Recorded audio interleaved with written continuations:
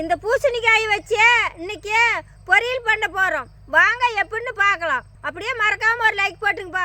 மரச்சேக்கு எண்ணெய் ஊற்றிக்கலாம். இதே மாதிரியே சுத்தமான மரச்சேக்கு எண்ணெய் வேணும்னா கீழே இருக்கிற நம்பருக்கு கால் பண்ணுங்கப்பா. அப்படியே மொத்தமாக வாங்கி வைக்கிறீங்களா இருந்தாலும் சரி, கீழே இருக்கிற நம்பருக்கு கால் பண்ணுங்கப்பா. கடுக நசுக்குனா பூண்டு சீரமா, நறுக்குனா சின்ன வெங்காயம், நறுக்குனா பச்சை மிளகாய், கருவேப்பிலை,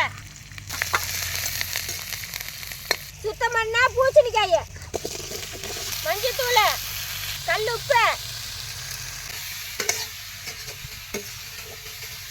காய் வேவறதுக்கு கொஞ்சமா தண்ணி ஊற்றிக்கலாம். காய் வெந்துக்குச்சு, இன்னுமா கொத்தமல்லி தழை போட்டு இறக்கலாம். சாப்பிடுங்கப்பா. நான் செஞ்ச பொரியல் எப்படி வந்துச்சு? சூப்பரா இருந்துச்சு.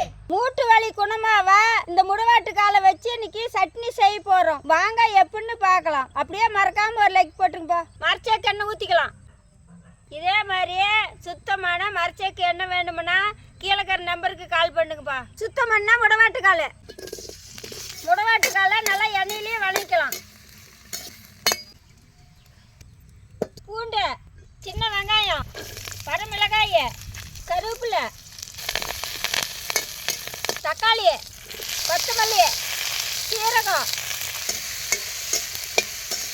தேங்காய் பருப்பு, எண்ணெயில் வதக்கினா முடவாட்டுக்கால், கல் உப்பு,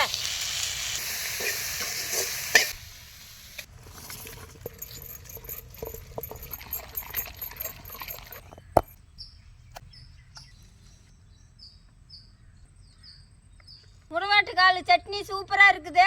நீங்களும் ஒரு நாளைக்கு வீட்டில் செஞ்சு சாப்பிட்டு பாருங்கப்பா. இந்த ஆரி மாவை வச்சு உடம்புக்கு சத்தான இட்லி சுட போறோம். வாங்க எப்படின்னு பார்க்கலாம். ஆரி மாவு கட்டி வறுத்துக்கலாம்.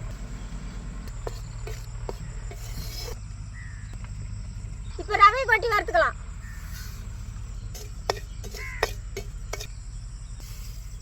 வறுத்த ஆரி மாவு, வறுத்த ரவை, புளிப்புக்கு தயிர் ஊற்றிக்கலாம், தூள் உப்பு, தண்ணி ஊற்றி மாவை கரைச்சிக்கலாம்.